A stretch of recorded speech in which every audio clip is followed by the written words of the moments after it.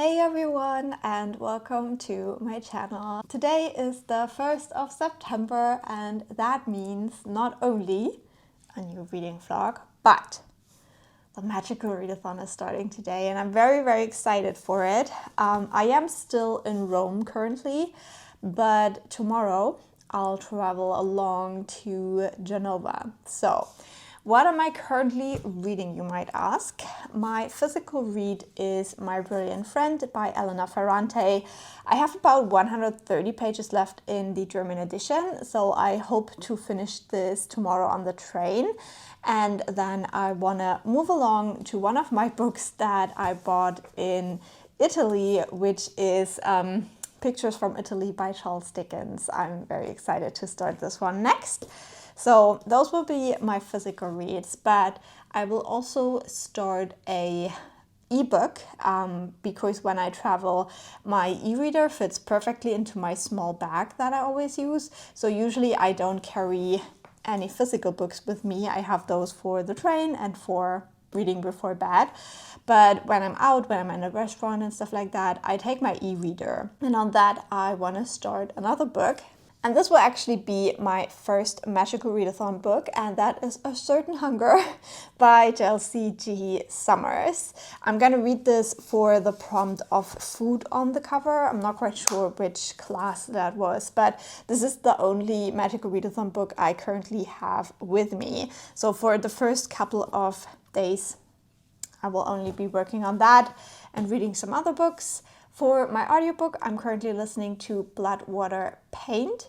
So this is a book about the artist Artemisia, which is like really cool. I specifically chose this audiobook for my Italy trip because I knew I would see her painting, the famous Judith painting. And then also today I saw the version of the Judith painting from her father in the Vatican Museum. So that's really great. Makes it like really immersive. I think I'm currently about 40% into that.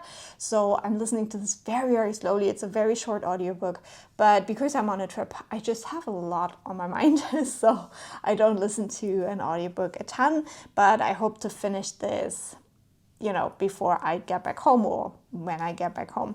So then I can start the one audiobook I have so far chosen for Magical Readathon. So that's my reading right now. I will update you once I am finishing some books.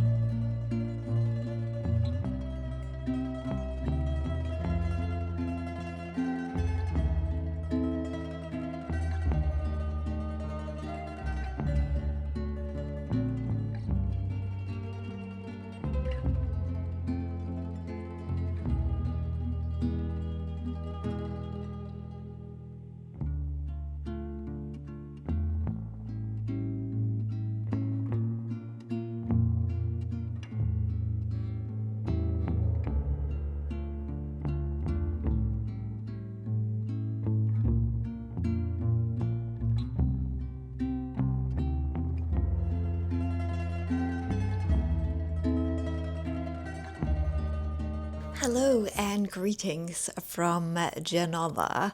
I have made it here. I had my longest train ride of my Italy trip today, like the inner Italian trip. And I used that to finish off reading My Brilliant Friend by Elena Ferrante. And so I'm here to kind of tell you that I have nothing to say about this book. I think this is completely overhyped. I really don't understand why. Like, it's fine. The reading experience was fine. It was honestly kind of boring. I mean, this is the story of a girl who's really good in school, but she's from a poor part of Naples, and she's really good at school, and she has a friend, and the friend is also really good at school, but she's not allowed to go to school, so they kind of drift apart over the years. However, they're still kind of friends, and our main character is good at school. So this is basically the story. And this does have some like violence that I guess is like an accurate representation of what life was like during that time in Naples, and maybe even a little bit today. I don't know. This is a lot about money, about having money, about getting money. This is mostly like acclaimed for the toxic friendship of the two girls, but honestly, if I would write about like my toxic teenage friendship, I think it would be more interesting than this. I don't know. I have nothing to say. It was just, yeah, I read that. So right now, I don't think I will continue on with the series. The ending is also like so weird because it isn't really an ending. Like it's almost like it's trying to do the like literary fiction version of a cliffhanger, which I'm not buying into that. I'm not gonna read the sequel just because you're not telling me the whole story. I don't know. It just all felt a bit odd.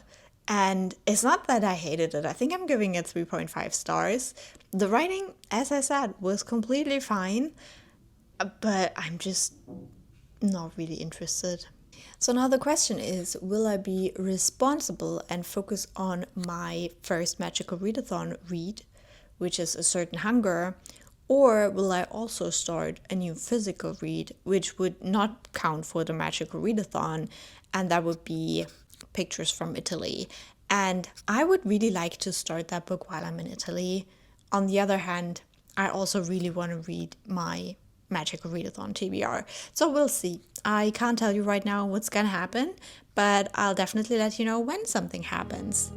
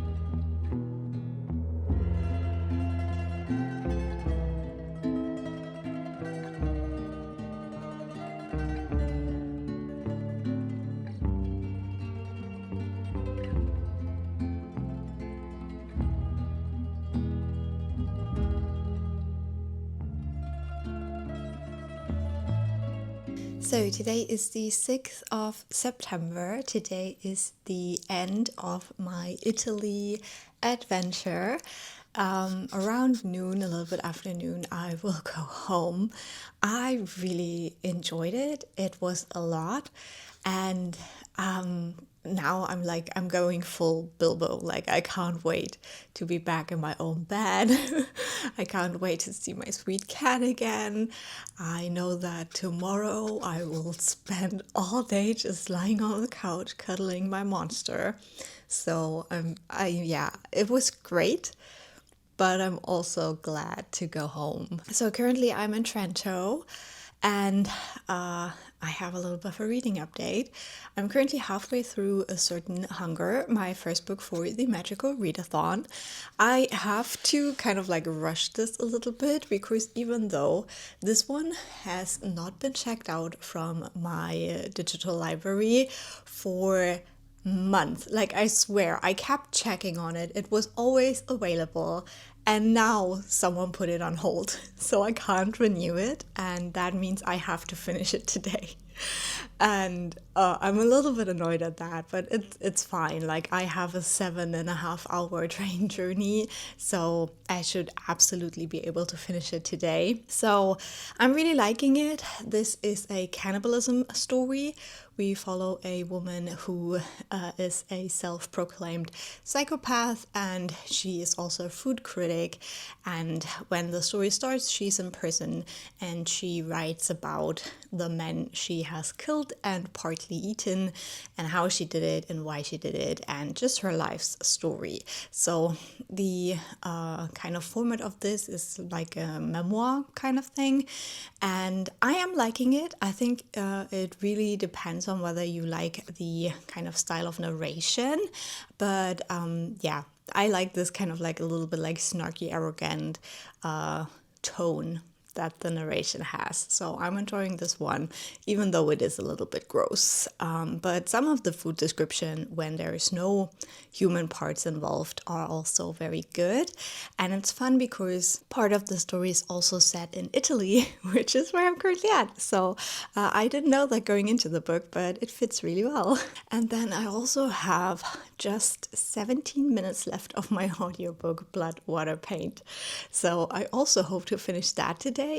And I will let you know how I felt about it in the end. This is such a short book, and I can't believe it took me my whole trip to finish it. Like, I think the audiobook is 3.5 hours, and it took me 2 weeks to finish it. But yeah, we'll talk about that once I'm back home. It was a good trip. I've learned a couple of things about myself and about Italy, and I'm ready to have my last half day of adventure now, and then finally go home.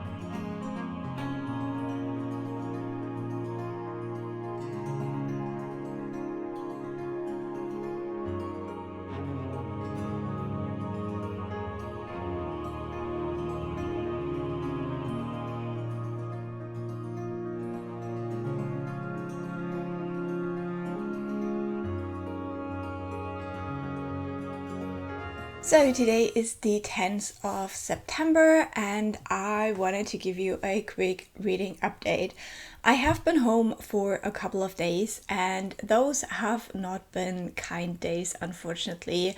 I got a very bad migraine pretty much as soon as I got back, which in a way is good because I could have also gotten it while I was still on my trip. So yeah, it's like much easier to have it when I get back home.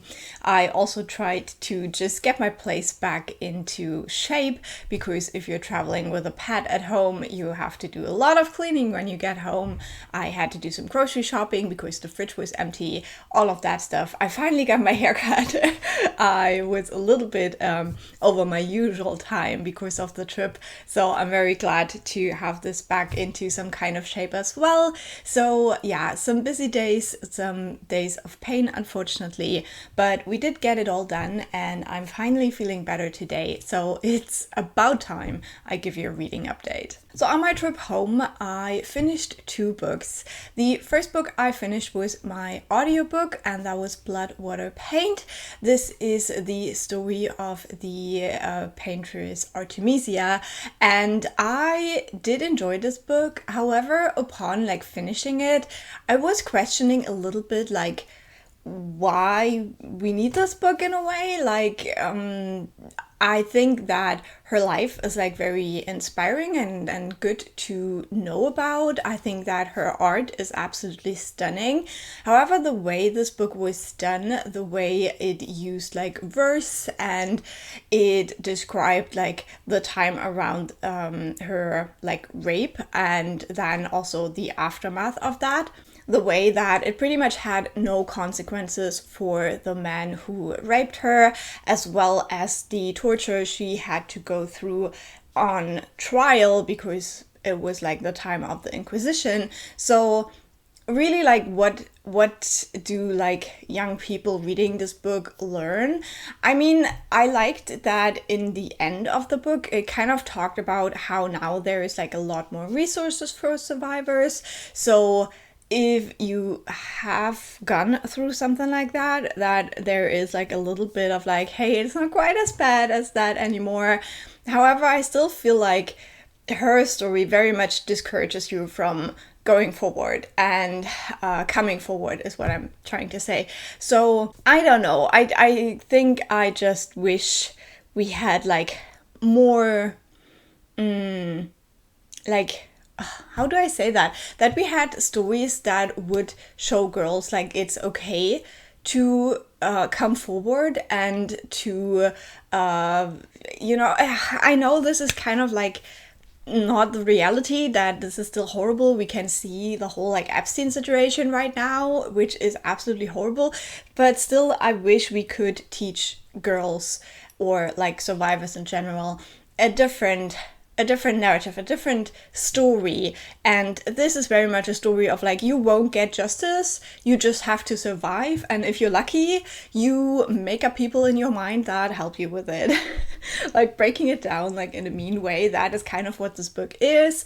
And I want us as a society to move away from that, you know what I mean, and to find ways to change this narrative, basically, that it's not upon the survivor to survive, that society will help and step in. I need stories like that, especially for teens. And now the cat is here and she has just found a piece of the ground that offends her and now she's trying to find it, which is great.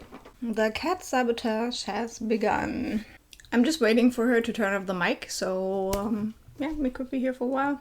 Okay, I think we're safe for now, so let's move right along to the second book I finished while getting home, and that was A Certain Hunger. This one I really enjoyed.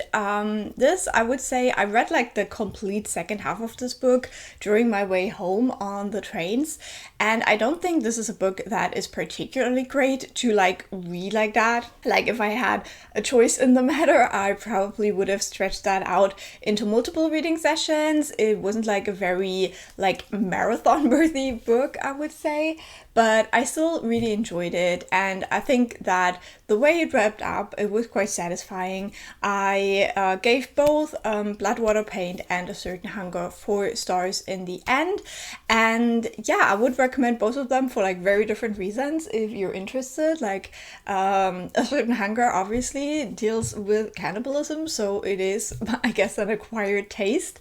I must say that luckily when I'm reading, I don't really picture the things I'm reading, so a lot of like the grossness that is described in those murders that we see in A Certain Hunger, it doesn't really translate into my brain. For me, it's just words on a page, so I was fine with that. But if you do want to go into this book, definitely keep in mind that it gets very, very detailed and gross with the murders and the cannibalism that we see.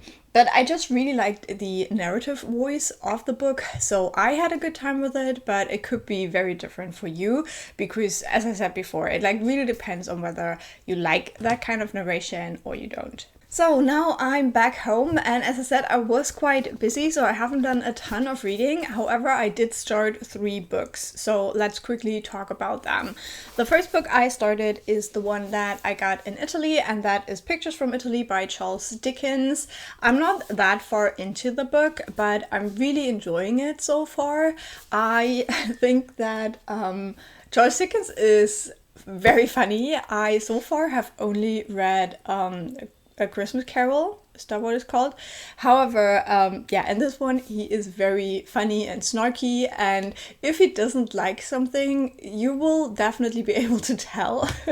And I'm really loving my experiences with this book right now. The funniest thing is that he did like pretty much the same route as I did, obviously over much longer time. And still a lot of like the places he writes about, I have been there, so that makes it like extra fun to read about. So currently I'm in the Genova part, and I really enjoyed my time in that city. I definitely want to go back, and so it's like really cool to read about like what Charles Dickens thought about this city. Then I also started a new audiobook, and I'm currently halfway through that. It just made me sob a few minutes ago, and that is Butter, Honey, Pig, Bread.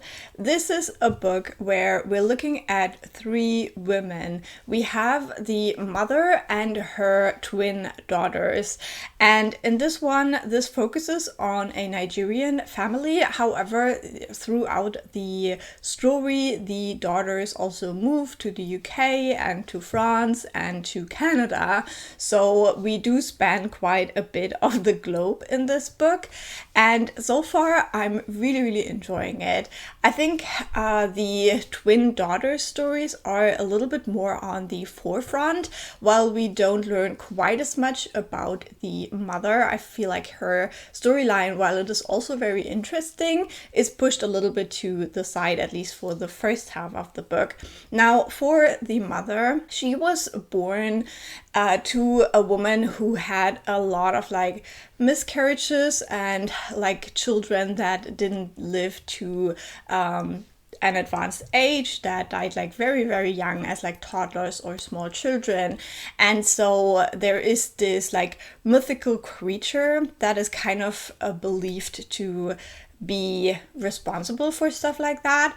And so our like character that we're following, the eventual daughter that does live, she's also supposed to be one of those creatures, and we can see that the way this manifests for this girl and later on woman is kind of like schizophrenia, I guess. So she hears these voices, she can like see stuff that isn't really there. For example, one time her father gets very ill and she pulls the illness out of him. So it does have this like magical realism aspect to it, but could also just be explained with like psychology, I guess. And then for the twin daughters, they have been like really close as children, but then something very terrible happens, and after that they kind of break apart and they live their lives apart. And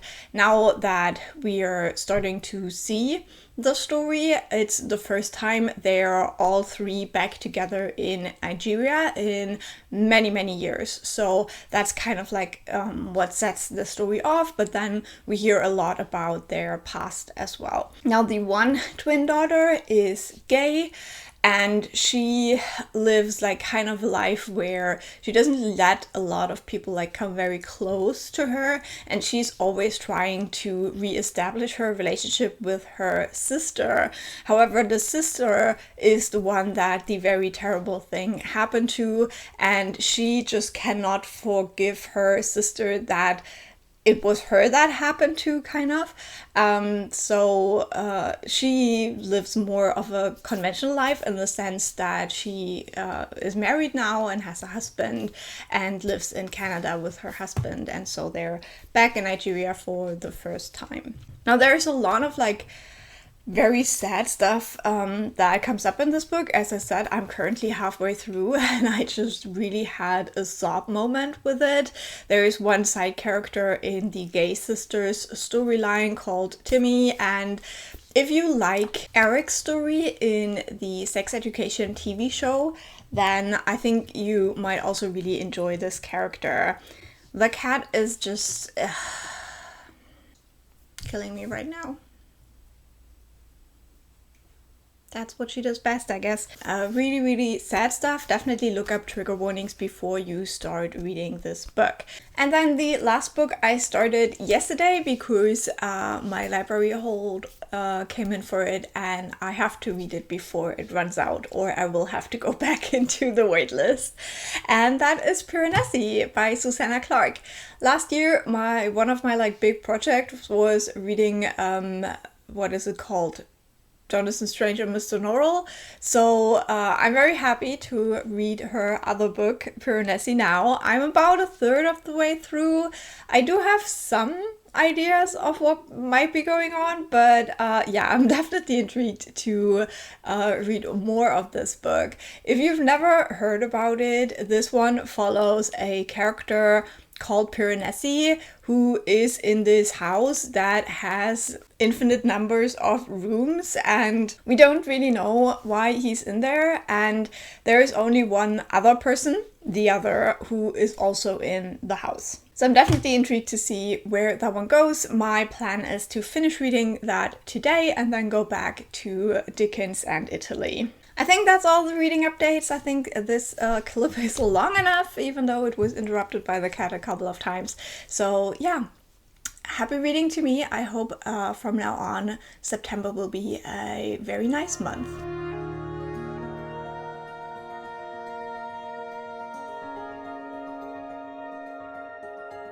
So today is the 11th of September and I want to give you a very quick reading update because last night I managed to finish Piranesi by Susanna Clarke. Now, this book was a little bit disappointing to me because this is one of the books that has always been described as something where you have no idea what's going on until you finish the book. That's kind of the impression that I got.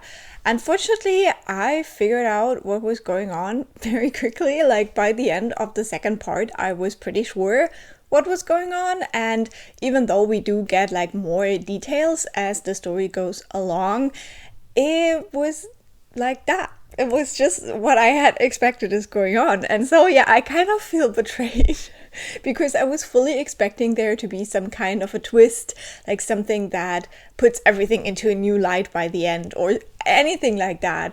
And I didn't get that. So while I think this is a very compelling read, something that you can read quite quickly, for me it was also a very frustrating read because I had this idea of what is going on, but we are following the story through Piranesi's eyes and he doesn't understand what's going on, and it makes sense in a way why he doesn't understand.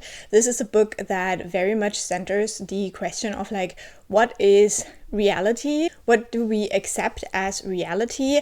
And how does that shape how we understand the world? So it completely makes sense that he doesn't get it, but it was still like so frustrating and I wanted to slap him, shake him and make him understand what he wasn't seeing because of like what his reality was. So in the end, I still think this is an interesting read. It's definitely a reading experience like I haven't had, but I was still like very disappointed that it was like very easy for me to like understand what the story is. So in the end, I gave this one 4 stars. I was kind of between a 3.5 and a 4 because really, like, when I finished the book, the overwhelming feeling was disappointment, and throughout reading the book, the overwhelming feeling for me was frustration. But I think it's still like, it made me feel things and it had me intrigued just because I kept believing there must be something more to it. A lot of this is like not explained.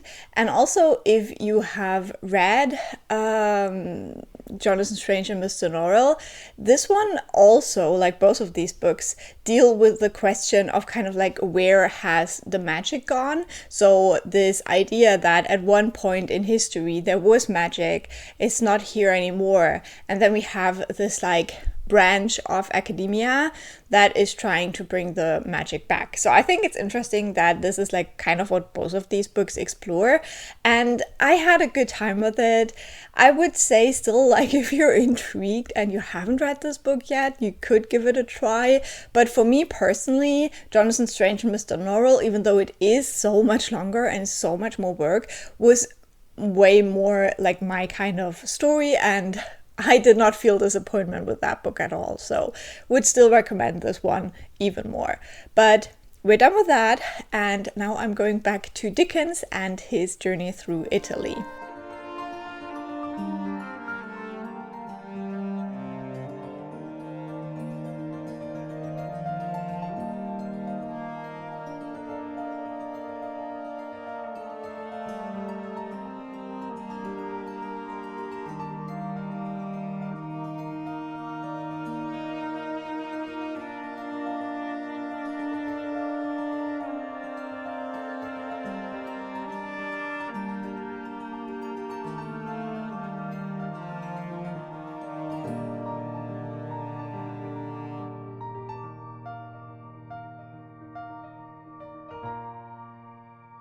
So today is the 12th of September and I'm here with yet another update because I have finished reading Pictures from Italy by Charles Dickens this morning and I really enjoyed this book.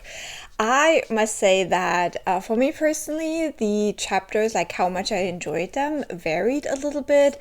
My favorite chapter by far is the chapter about Venice, and this one is simply called An Italian Dream, I think. And all of the other chapters are called for the kind of places that are mentioned in them.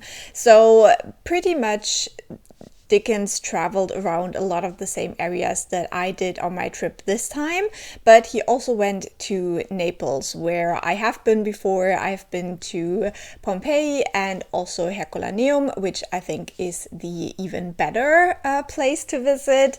So I know the places he went, not all of them, because there's like a lot of like smaller towns in between that I haven't been to, but like for the big stuff, I have seen everything that is in this book and most of it quite recently, and that has definitely made me enjoy this book so much more because it just reminded me of all those mental images of standing in these spots, seeing these sights. So personally, I would say this is a book you should read if you are traveling Italy or if you've just done it, because then this is just a kind of like a gentle way to go through those memories again, but also learn a little bit about what the world looked like almost 200 years ago. So I had the best time with this. I think I'm going to give this one 4 stars just because my enjoyment did waver a little bit. I would give the Venice chapter 5 stars. That one was just perfect and it actually made me cry. Now, Venice is one of my favorite places in the whole world, so that's why the way he described it, it just spoke to my soul, to like all of my love for Venice. With other places, he didn't quite reach that for me, especially with the Rome chapters. A lot of the Rome chapter was about the church and the Catholics and like different, like the carnival and then the Holy Week during Easter. So that's all kind of stuff that doesn't really interest me that much. And even Dickens wasn't really interested in all of the churches, you can totally tell. So yeah, I don't know. I just like different things about Rome, I guess. But I think that Dickens would have been a great travel partner. I think we would have enjoyed very similar things and had like very similar issues as well with the whole travel situation. I'm also extremely thankful that I traveled all of these places in 2025 or like a couple of years before that, because you can definitely see that a lot of those Italian towns at the time, they were just very dirty. And whenever now I look back on thinking, you know, I wish I could see this place without all of the tourists. And I even like in the Colosseum, I had this moment where I was thinking like, wow, like what did this look like about 200 years ago? And then he describing it like with like people begging everywhere, people being hungry, people having nothing, people wearing like shredded clothes and all of that. I'm like, yeah, I'll take the tourists. I think I'll take the tourists.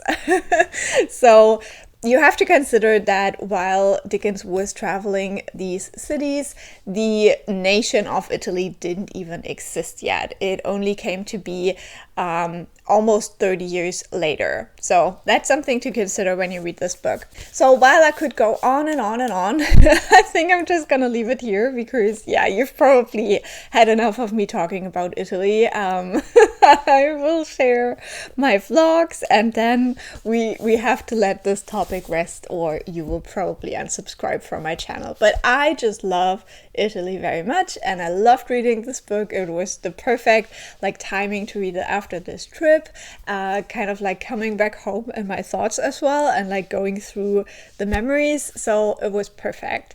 But with that, we have the second book for the Magical Readathon. I want to count this one for my O in Spells and Incantations, which was a book around the 200 page mark. Now I have seen like different counting systems for this prompt. It was like the dice roll prompt. I'm just gonna stick to the one that I originally thought, even though I think it's not the official one anymore, even though I thought it was what it said on the thing. So I rolled a 2. I'm going with the 200s kind of pages, so I'm going to count this book and you can count for me if you want to, but it was just a little bit confusing, to be honest. So with that, we have 2 out of 8 books I need to read for the Magical Readathon, so we're going to continue right along with my Magical Readathon TBR. And the next book I'm going to start is one of my most anticipated books of the year, and that is Somadina by Akwaeke Emezi. This is one of their YA fantasy books. It's the newest one. I can't wait to get into it and I will let you know more about this book once I've started it.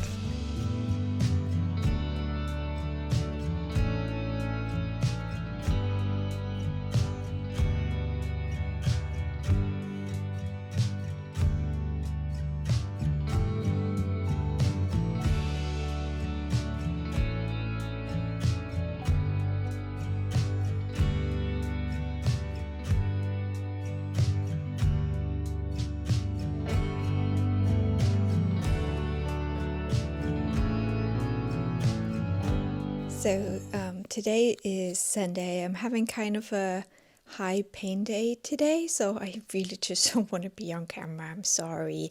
Just wanted to give you a very quick update that I'm currently halfway through Somadina by Akwaeke Emezi, and I am liking this one.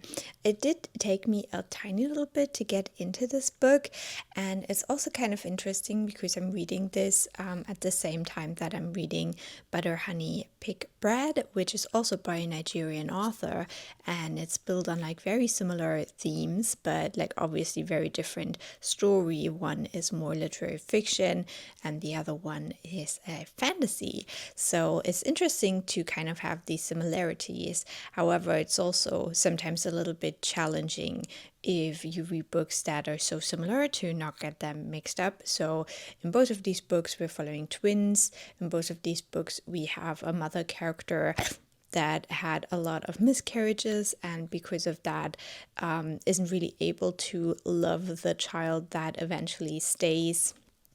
And then we also have a lot of the mythology that is like based on, I guess, Nigerian beliefs and folklore and all of that. So I am liking Somadina.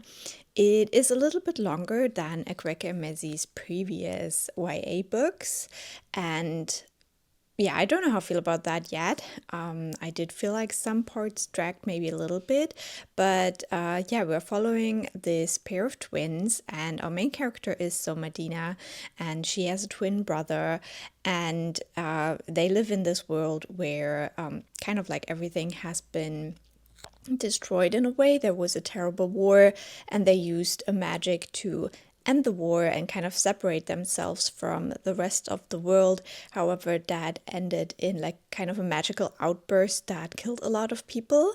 And nowadays, all the people that exist have magical gifts, and they usually turn up around puberty time. But with Somadina and her brother, they don't really seem to hit puberty, like their bodies aren't reacting in the way that they should, and also they don't develop their gift, it seems. So they are viewed with a lot of suspicion from the community, and then also because they're twins, there is people in the community who still believe that twins are just bad luck. So we have this kind of community that rejects these twins in a way, and it gets like very, very terrible, and also the mother gets very terrible. So those parts were extremely hard to read because Somadina and her brother, they haven't really done anything wrong.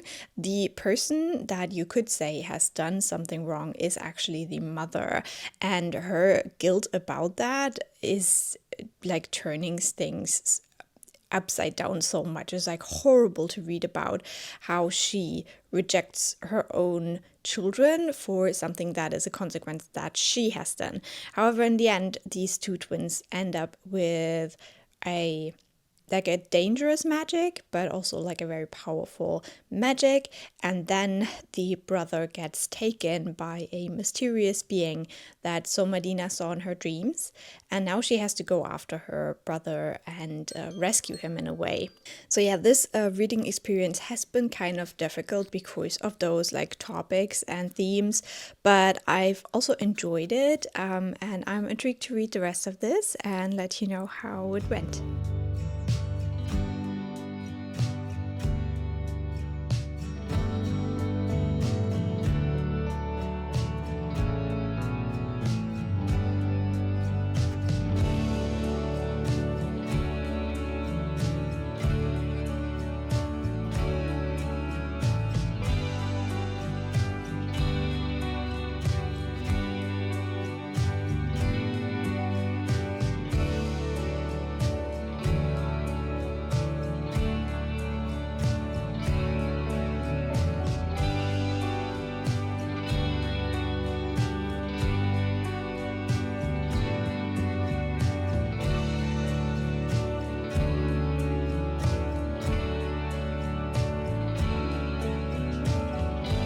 Today is the 15th of September, and as I said yesterday in that quick update I did for Somadina, I'm not feeling very well. I have another migraine, which is the second one in pretty much a week. It's pretty rough here. I guess I'm paying the price for Italy, and still worth it, whatever.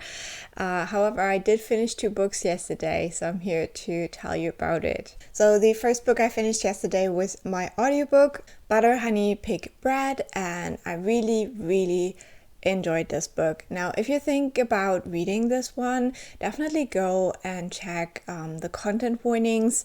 There is a lot of like terrible stuff in there, stuff surrounding pregnancies and loss of children.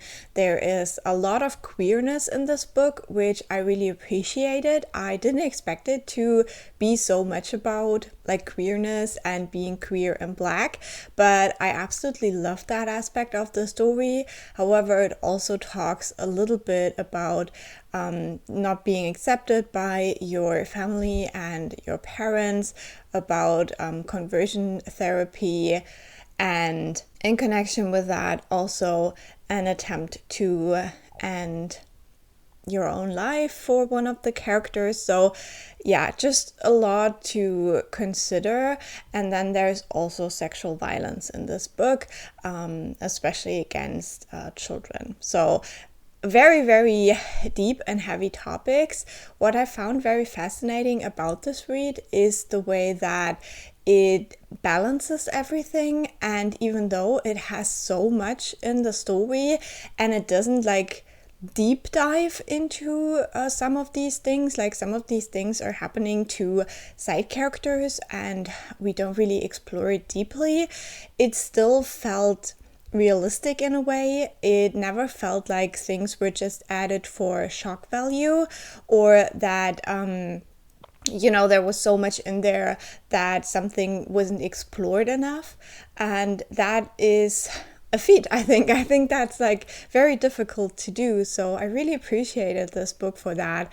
And you can really tell that these characters, while they're going through a lot of rough things, they kind of have each other, and sometimes they have to find their way back to each other. But this view of like friendship and relationships in this book was really, really great. I didn't really love the ending, to be honest. I think that it tried to kind of give it that like round storytelling with the way it ends, like literally the last couple of sentences, but I did not like it that much. So in the end I gave this one 4.5 stars, but I would definitely recommend. It was a great audiobook experience as well. You have a lot of like different accents in the book, so I think the audiobook did a great job with that, and the narrator did a good job with that. And then the other book I finished is Somadina by Akwaeke Emezi. This is one of my most anticipated new releases of this year.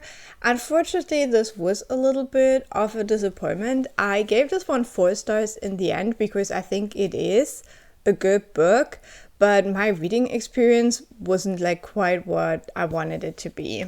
Now this is a YA fantasy, so I thought this would be kind of like an adventure story. I know that Akwaeke Emezi doesn't like hold back on like, darker things to explore in their YA books, but still, you can't be serious with the fly. God! Still, I thought this would be a little bit more of a fun read for me. Now, I already talked a little bit about that yesterday, and how the first half of this book was more like frustrating for me to read. I think in the first half I was frustrated for kind of the right reasons, kind of what the book sets you up to be frustrated about, and that is like how people react to our main character and her powers. The second half of the book unfortunately made me very frustrated with the main character. It is like said from the start that she's more of the like the hot-headed part of the twins, and the brother is more of the smart one and the strong one, and she's a little bit more flimsy and she's reliant on him a little bit more. I don't know, like there were just moments in this book where I wished the main character would have been a little bit smarter.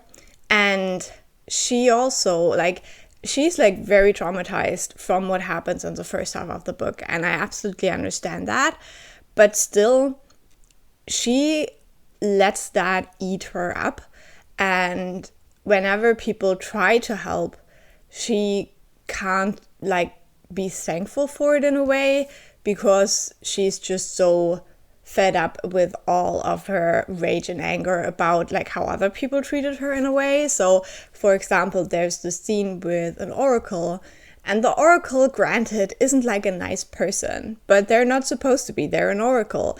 But when they say their prophecy, our main character just starts shouting at her that the prophecy isn't helpful and that she doesn't understand it. And it just, it just felt so immature in that moment.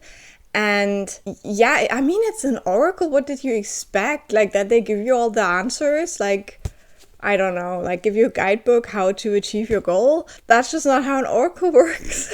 And when the moment comes that the prophecy was about and you as a reader understand what the prophecy is about, obviously our main character completely forgot about it, and so she does exactly what the prophecy said she shouldn't do. In the end, like the ending is kind of like her twin brother saving everyone. It's like so weird. It's so weird. So yeah, I don't hate this book, but it did not do what I wanted it to do.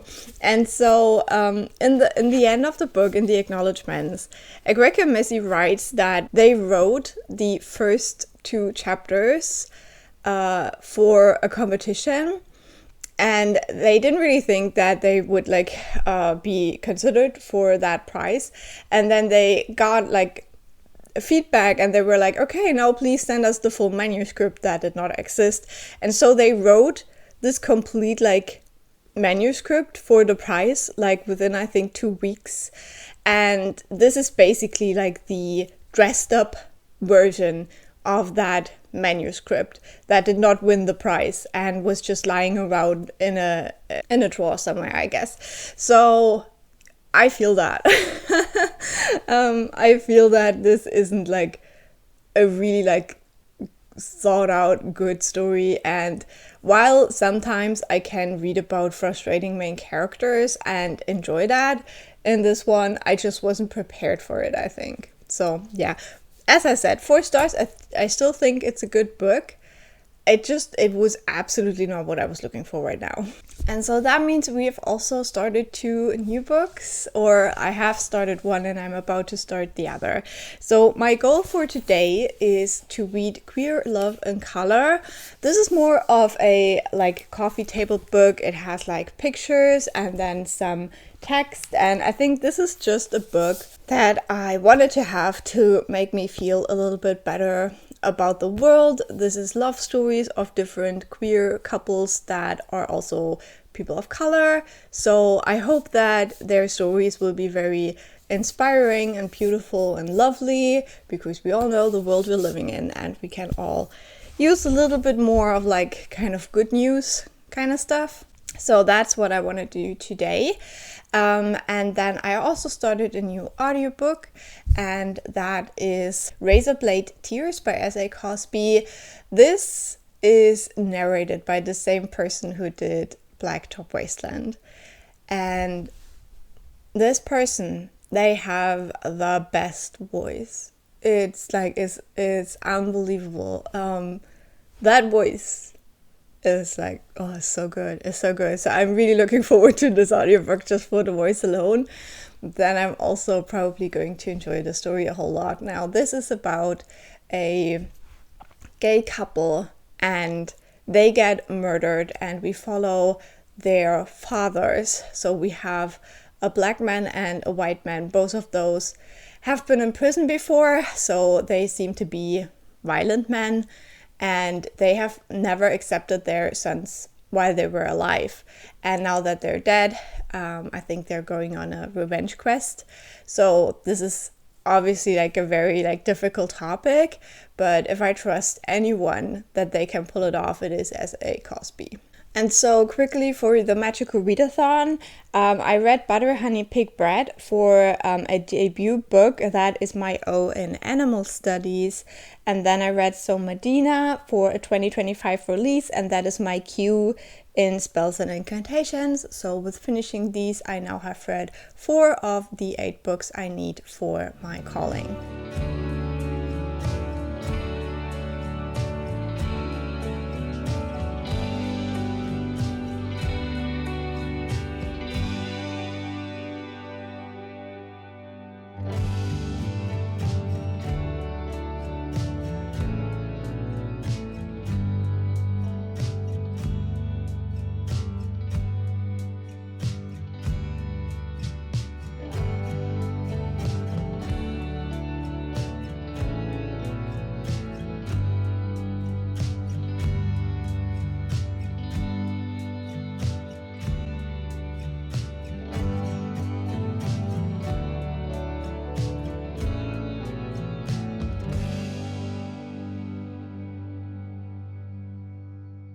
So today is the 16th of September, and with that we have come to the end of this vlog, and I will start a new one for the rest of the month. Now I have finished another book, so let's quickly talk about that. So yesterday I finished reading Queer Love in Color by Jamal Jordan. This is more of a coffee table book with very pretty photography, and then the stories of different couples that are queer and of color. And this was exactly the kind of like nice wholesome read that I needed this to be. I think that this is a very nice portrayal of queer love, of like people of color. However, it also doesn't shy away from like harder topics. I thought it was really nice that in a lot of these stories, religion played a role, the way that these people kind of had to like relearn and redefine their religion to make room for their queerness. However, it didn't mean that they had to like let go of it and kind of like move away from God. They just had to like readjust their beliefs a little bit. And I think that is like very important for a lot of queer people to hear, that if like God and your religion is like a very important part of your identity, that you don't have to give that up to be your true self. So that's one aspect I really like that was brought up here. The stories in this mostly focus on the US, Canada, and South Africa. So I think that this still explored like some different dynamics and some different like circumstances. We also have one person in the book who did not want to be shown with their face. I also really enjoyed that this isn't only like gay couples. There were also trans and non-binary people portrayed in this book and in these couples. So I felt like there was a little bit of a diversity there as well. And just overall, this was really, really nice, and I really enjoyed it. And it was just like a little ray of like hope and sunshine in the times that we're living in right now. And those times are not sunshiny, let's just say that. So I hope that all of the people that are featured in this book are safe, that they're okay, that yeah, maybe they're still in love, which would be awesome, but mainly that they're safe. So I gave this book 4.5 stars. There is nothing really that I would say this book could do better. For me personally, some of the images seemed a little bit like not quite clear. So I wasn't really sure. It wasn't like all the images, just some of them looked like they were kind of like pixelated. I don't know. But like in general, this is a fantastic book that I will definitely keep on my shelves and go back to if I just need a little bit of that like good feeling that there's like good people in the world that good things happen to, and that we deserve like good things happening to us. That was also the 5th book I read for my Magical Readathon TBR, so this was the 04 Demonology. So we have 3 more books to go for the rest of the month. I'm very proud about that progress, to be honest, because yeah, since I started out traveling in the beginning of the month, I was a little bit behind for a while, but I feel like now I have like firmly caught up. For my 2 current reads, I have made a tiny little bit of progress in my audiobook Razorblade Tears. I'm about 10% into that right now. I'm really enjoying it so far. The voice of the narrator just makes everything extra nice. But yeah, I really like the way that S.A. Cosby writes about like violent men in a way that just like still makes you empathize a lot, and I'm very intrigued to see where we go from here. And then last night I also started my next read, which I won't really talk about here, that will be for the next vlog, and that is Witch's Guide to Magical Innkeeping. I asked some people on a Discord chat to vote for my next book, and they were very kind and voted for my library treat, which I needed yesterday. Yesterday was like pain-wise really, really rough. So yeah, I started that. I'm also about 10% in. I think I read the first 2 chapters, so I'm very excited to get to this new release now. And with that, I want to say thank you so much for watching. Definitely let me know if you're participating in the Magical Readathon, and if you do, how many books have you read so far from your TBR? Like, are you caught up? Are you a little bit behind? Maybe you've already finished your TBR. I would love to hear about that in the comments. And then also leave a like, that always helps me out. And I'll talk to you very soon. Bye!